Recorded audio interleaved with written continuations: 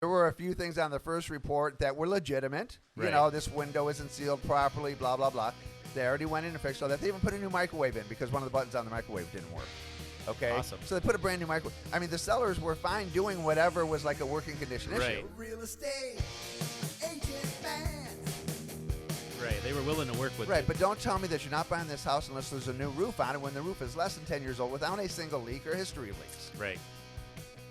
I approach every inspection as though I'm, again, trying to provide confidence to the buyer so that they know exactly what they're getting into. And from my perspective, like I was doing it for my brother or a family member, you know, these are the things I want you to know about, FYI. Right.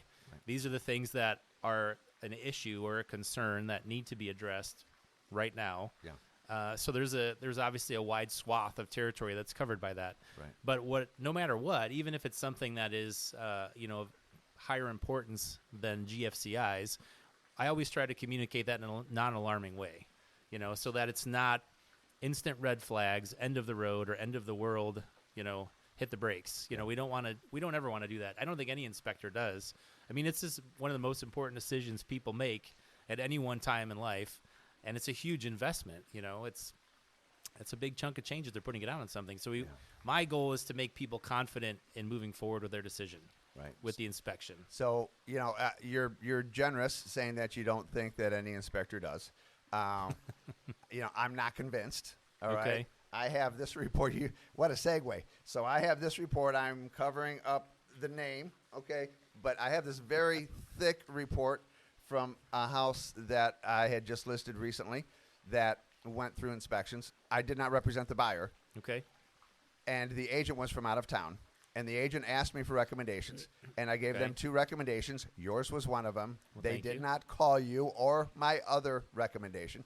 And they called somebody who apparently they felt comfortable with, but that person was not available. So they sent somebody to inspect this house that had been licensed for 2 months. Got it. In their early 20s.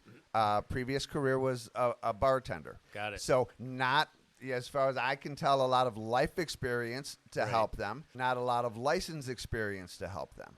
And they botched this inspection so bad. I mean, they called out the 1974 telephone wiring box on the side of the house as being critical, that a licensed electrician needed to come out, check it out right away, check it out and fix it and hook it up properly. I don't mean to laugh at I know where you're coming from. I don't mean to laugh at the inspector. I mean, everybody starts out at new things all throughout their life, but yeah, that's not something that you'd want to really, run up the flagpole as a big deal. And there were multiple issues with it, with this inspection. The big one was that the roof was less than 10 years old. Okay. And this person called it out as being at the end of its life.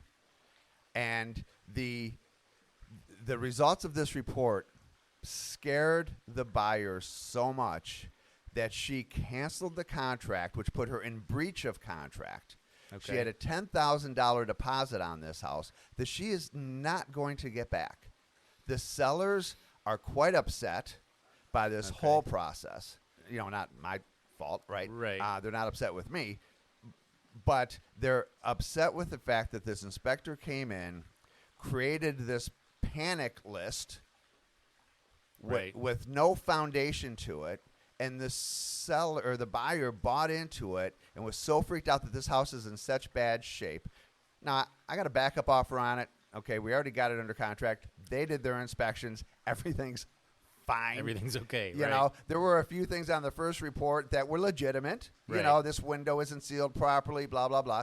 They already went in and fixed all that. They even put a new microwave in because one of the buttons on the microwave didn't work. So they put a brand new microwave. I mean, the sellers were fine doing whatever was like a working condition issue. Right. They were willing to work with Right, you. but don't tell me that you're not buying this house unless there's a new roof on it when the roof is less than 10 years old without a single leak or history of leaks. Right.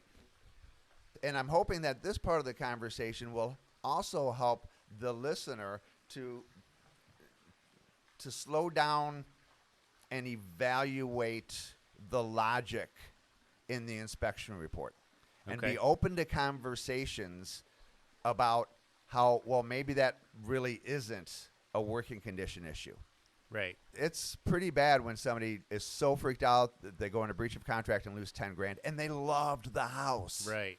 Before That's the that hard inspection part. report, they loved the Right. house. They were in, right. Oh my goodness. So that is so not my buyer. I mean, not my problem, but still my heart goes out to that person. Right. I mean, we had a backup offer. It was under contract the minute that other one was canceled. But that poor person who just went through all that. Yeah, I think until, especially as like a starting out or a fledgling inspector, I think until you have been through that situation once or twice and realize what it feels like when a deal or a transaction gets put on hold or gets canceled, you don't fully appreciate how careful you need to be with some of your terminology and wording, and kind of holding some of your opinions back. It's not my house that someone's moving into. It doesn't necessarily need to meet my standards, which are quite high. But as an inspector, it's important for me to draw that line somewhere, in a realistic fashion, so that I'm not causing undue stress and trauma, and and canceling a deal in this case. You got to be careful. We need to be cognizant of what people's perception is always their reality. So if I word something in a more pointed manner, and that causes them to rethink their decision making process, it's kind of critical and important for me to keep that in mind, or all inspectors to keep that in mind. Right. I know that you didn't get into this business to scare people away from buying houses. No, not at all. And nobody's house is perfect. Right. I sell a lot of new construction. I've been on a lot of final walkthroughs for new builds. One of them with one of the major builders in the world, the triple slider was actually cockeyed. It was actually Twisted. cockeyed. And they fixed it with moldings. It's tricky. Yeah. Okay? So, but it was a cockeyed door. Right. Triple slider. It needs to be removed and redone. reinstalled, or new pieces and parts altogether. Yeah. A lot of times, I hear people say they don't want to buy an older home because they want something brand new because it'll be in better condition. No, it's not always the case. The first house we ever bought was about 18 months old, and it had 2 owners already. This was in another state, and I thought the same thing. It's going to be perfect. What I didn't realize is a house doesn't really get the full shakedown until a family lives there a year to 2 years. They discover what maybe wasn't quite as right as it should have been, or what needs to be, modified to be optimal in functioning. Right. So honestly, brand new houses as an inspector can be more complicated because all kinds of things could be, we'll say hidden in the woodwork, if you will, that, contractors and builders, I don't mean any offense towards them, but they're running a business, and when things don't go as they want or don't go as planned, sometimes they have to make things work. Yes. And then part of our job, even with a new construction build, is trying to figure out what didn't go quite as planned. There's a man who leads a life of danger, showing houses day and night to strangers. With every call he takes, a chance that they are fakes, hoping they will buy a house tomorrow.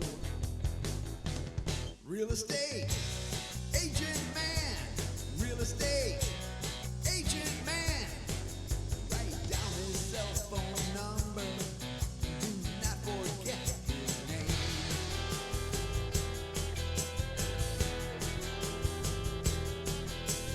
Where the pretty pictures that you find, deceitful sellers make you lose your mind. Then be careful what you say, or you may have to pay, unless your agent saves your cash tomorrow. Real estate